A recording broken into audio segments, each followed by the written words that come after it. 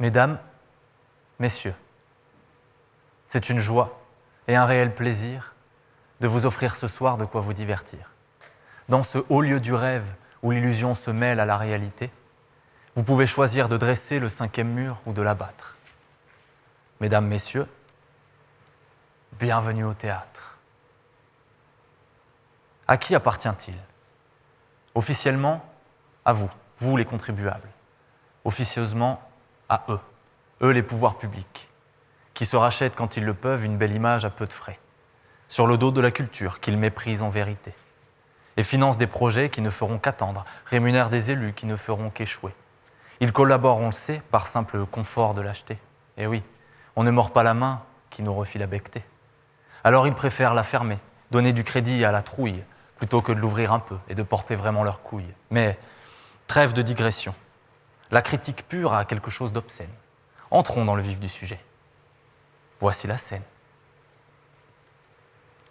Plateforme où l'invisible prend forme à travers le récit, où danse l'indicible au gré du verbe et des péripéties. Où l'œuvre s'enracine dans les tripes et dans les têtes, où se dessine en vers, en prose ou même en geste le fil conducteur qui guidera le spectateur dans un couloir émotionnel soigneusement établi pour vous mener du bout du pif vers le but programmé qui viendra clore le narratif.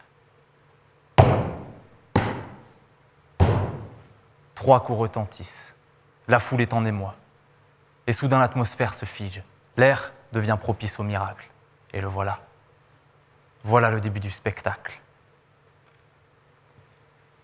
Le rideau s'ouvre. Alors entrent les comédiens. Ils ont la stature du banquier, la verve du politicien. Ils défilent, ils paradent, tout de prestance et de cynisme, les spécialistes de l'éloquence et autres génies du clientélisme. Ils seront convaincants, vous serez convaincus. Vous vous ferez surprendre, vous en aurez pour votre argent. Et si la lassitude vous prend, il n'y a qu'à changer le décor sur scène, congédier les comédiens pour que d'autres leur succèdent.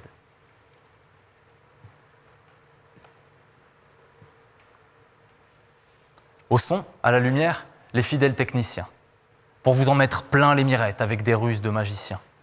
Télévision, presse, radio, bref, tous les médias, convergent en un petit cénacle pour embellir encore le show, porter le spectacle au pinacle.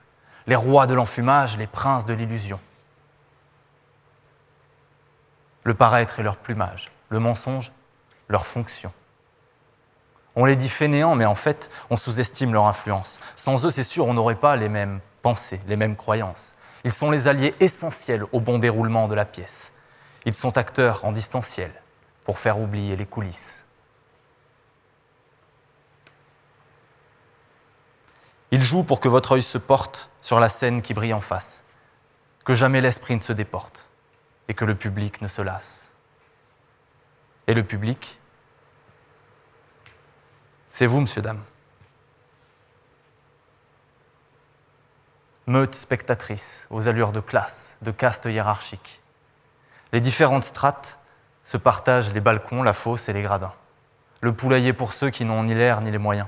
Car voyez-vous, l'art et la manière ont toujours eu des traits communs. Et ça, les scénographes s'en servent pour diriger votre attention, pour que la tension s'exacerbe et récolter vos émotions. Un peu comme dans un stade, on canalise les énergies. Et le public entre en extase quand le joueur tire le pénalty. Ainsi, vous prenez part sans le savoir au championnat de la diversion. Vous jouez un rôle dans le tournoi, la Coupe du Monde de l'illusion. Car vous voilà, ce soir, ébahis comme des cons, rendus jusqu'en finale. La grande pandémie mondiale. Spectacle intermittent de la tyrannie sanitaire. Des geôles à perpétuité dans des prisons bien solitaires. Les technocrates ont implanté la division jusque dans les familles, brisé le peu d'union qu'il nous restait pour que notre unité vacille. Encore une guerre de subversion menée au fer de la division, une guerre d'ingénierie sociale pour unifier toutes les nations, dans une histoire de faux messie, mais là, c'est de la métanarration, seuls ceux qui savent auront compris. C'est le grand drame d'une épopée qui n'intéresse que les patrons, les vrais, les grands metteurs en scène, moitié prêtre et moitié maçon. Derrière le rideau, ça complote, mais dans la salle, tout tout le monde s'en tape. Pourvu qu'on rit ou qu'on sanglote, c'est pour ça qu'on va au théâtre. Non, vous, simple spectateur, comme ceux d'hier d'ailleurs, vous ne verrez jamais les coulisses. Vous avez payé bien trop cher votre petite place pour vous permettre en somme de sortir de la pièce.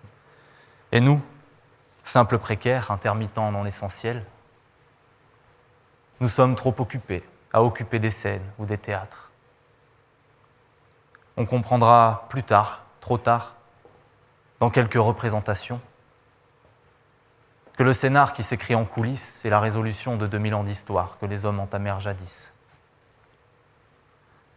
À l'époque où les dieux faisaient la pluie et le beau temps.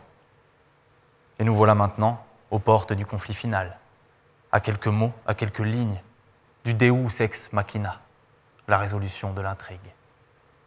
L'homme sera ou ne sera pas l'homo deus machinal.